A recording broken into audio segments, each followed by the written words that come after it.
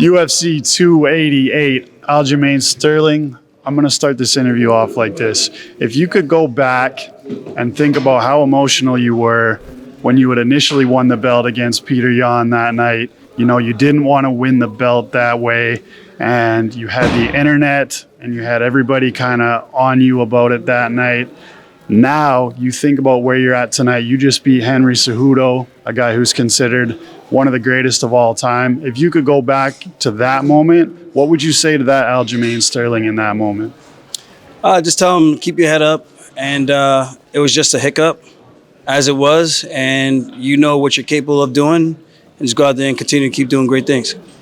Now, I think one of the things that got the most attention this week, and the thing that people kind of jumped on and were like, yo, I really respect Aljamain Sterling for doing that this week. It was actually right after the weigh-ins when Cejudo's team was in there. It was the official weigh-ins in the morning. You were weighing in, and Cejudo's team was behind you kind of making a bunch of noise. And you had got off the scale. You're walking back to the hotel room and you said, yo, do you fight? Do you fight? Have some respect. And everybody kind of looked at you like, yo, I appreciate Aljo for kind of getting at these guys like that. Yeah, 100%. It's like, that kind of reminded me, like after we talked about it, Matt Serra, when he was on The Ultimate Fighter, and there was a coach, Lyman or Lehman, something like that, and he was criticizing everybody, but he's never fought. And he said, you're like the swimming coach that never jumped in a pool, you know? So even the guys that have fought, I'm like, dude, if you fought before, you know what the weigh-ins are like. Have a little bit of class. Like, I understand the clown show thing, but even myself, like, the corners don't get involved. My corner never got involved with none of the altercations with Piotr Yan or anything like that.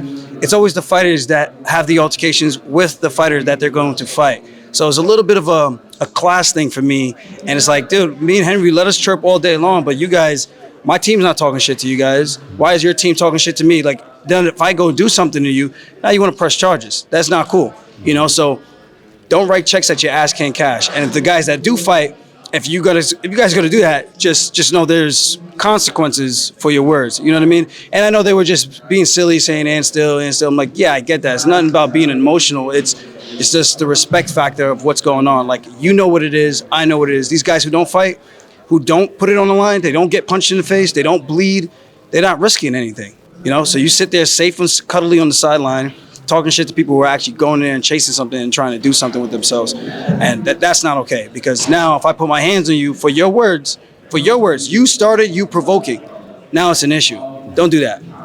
When you had stepped on the scale, you had initially said, you kind of joked and looked at everybody and said, man, it was a little bit tougher this time. Was that just gamesmanship, or how was the cut this time? We had a lot of issues with our workout room this week, which was very frustrating. It was cold, the heat would start, and then it'll be really hot and then get really cold out of nowhere, messing up the flow of the workout. I had to go to my financial advisor's house, and you see that on the embedded, and just to go get a workout in where the temperature is going to be okay. And then I'm thinking that everything is okay, and then I come back and then the temperature drops again. Now I'm cutting weight. I start my weight cut at 5:30 in the morning, and the room is cold. So now I'm doing my mummy. I'm doing the sauna blanket. I lose easily 1.5 pounds in no time. Then I'm doing the mummy to try to keep the sweat going but not drain myself, and I don't lose any weight because the room is cold. So it took me about 1.5 hours longer to lose the weight than it normally would, and that was very frustrating. So yeah, it was harder than it should have been, but it is what it is. Thankfully, I made the weight like I always do, like a true professional, and we got the job done tonight. Talk about this team that you have around you, because even at the start of the week, I saw you had a lot of your team in the sauna with you. I saw even Jake the filmer was sitting there in the sauna with you. So how supportive are these guys of you? And just talk about the camaraderie that you have. Man, we ride for each other, man. That's just what it's all about. I tell these guys every time we do this, I'm like, dude, you know, we're the same band that we were when we first started together. Now look at us. Look what the fuck we're doing. This shit, a lot of people start this sport, they quit. It's hard. It's not an easy sport, man, especially when you're not making any money, things like that. You're chasing a pipe dream that you hope can work out. And when you chase something that you truly do believe in, not knowing if it's going to be guaranteed to happen, and that's what it's all about, goal setting, knowing that even though you have high expectations, it's not guaranteed to happen. You're taking a shot in the dark, and hopefully things pan out. And look at us, man. All of us fought for a world title. Next up is Marab. So life is good, man. We're all fortunate. We're all blessed. We can make a living. The UFC does a great job putting on great shows, giving us an opportunity to provide a living for ourselves. And that's what it's all about. You know, win or lose, we're together. traveling together, having memories with each other, and it's gonna be all. So it's all gravy when it's all said and done, man. This is what it's all about. This is what it's all about. And as far as the fight tonight with Henry Cejudo, any injuries? How are you feeling afterward? I know it was a real competitive fight between the two of you. I saw you were chopping his leg up pretty good in that fight. I know he's going to be sore as well, but how are you feeling coming out of the fight now that you're out here?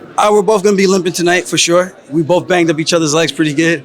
But at the end of the day, it kind of reminds me of when he was trying to show Khabib something about controlling the distance, and Khabib was like, "You kick my leg, who cares?"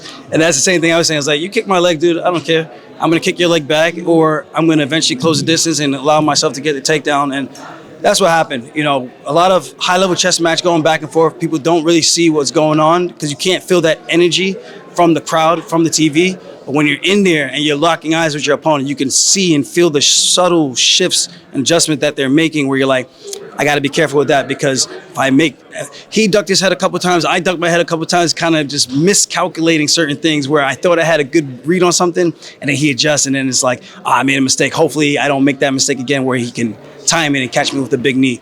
He gave me a haircut. I gave him a haircut with the head kicks. So it was a tough fight, back and forth, and I take my hats off to him, man. He's a real deal. And hopefully now the fans could put some respect on my name, realize like I'm not a fluke, man. I'm going to be here for a while. I fought the most ranked opponents. I fought the most top 5 opponents. Put some fucking respect on my name. Absolutely. Hey, last one for me, brother, before we get out of here. Sean O'Malley, we saw the interaction. They were saying September, I think, is possibly when it might be next. That's what I was saying. I even said International Fight Week. Saddle up. If Daddy Dana's gonna let you come play with the big boys and get out the little playpen that you've been in, being babied and coddled, I'll get him off the tit and come play with us. Come play with the big guys and jump in the big leagues if you want to be the champ so bad. I'm right here. I'm giving you an opportunity. Don't duck the opportunity like you did last time and let Henry Cejudo come in and jump in. Henry wants to run it back. I'm like, hey, this is your opportunity. You let me know what you want to do because I don't got time for games. I love to hear it, man. Hey, victorious tonight, Aljamain Sterling, and still your UFC bantamweight champion. Anything you want to add before you get out of here? 3-time defending champ, Treyway. Appreciate you, man.